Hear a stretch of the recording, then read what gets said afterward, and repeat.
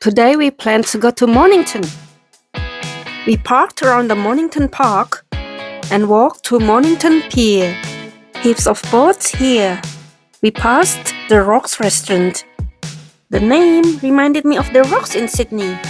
We kept walking to the pier and climbed up to the top of the rocky steps. It was a really short climb. At the top of the rock, we were treated with this amazing view.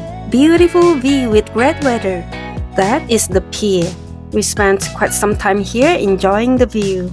There is also a memorial in the shape of a giant fin to commemorate Matthew Flinders, the explorer and navigator who landed in Mornington. We headed to the picnic spot and laid our snacks on the bench. There were caramel donuts, lemon Poppyseed muffins, and lemon salt cookies. These cookies were a Japan souvenir from a friend. It said lemon and salt flavor, but honestly, it was very sweet. It really didn't have that sour and salty taste. Just sweet. Perfect to be had with a cup of coffee or tea. Bon appetit! After our snacks, we came across a pair of puppies that were leashed together. It seemed it was meant for the older dog to get the younger one on their walk. We continued walking through the area. The calm sea really makes you feel peaceful. Our problems really are not as big as the ocean. This place is just next to the pier shown earlier. We are allowed to climb down to the rocky area below. Shortly after, we returned to the monument and walked through the boardwalk on the other side. It was an easy, scenic walk that brought us back to where we parked nearby. At that point, there is a good spot that shows us what the rocks are mostly made of.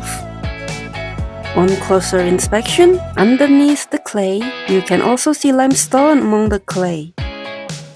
Some of them are pretty big, while others are rather patchy. There is also a field of yellow gazania. It looks like another type of daisy. We stopped by the town of Mornington. As it was on public holiday, the town was pretty busy. We had a break in this cafe. It was at the end of the day, but the cafe was still busy. Our attention was quickly drawn into the scallop pie, so we got one of them. The pie has the island of Tasmania cut out on it. It is proudly advertised with 6 scallops in every pie.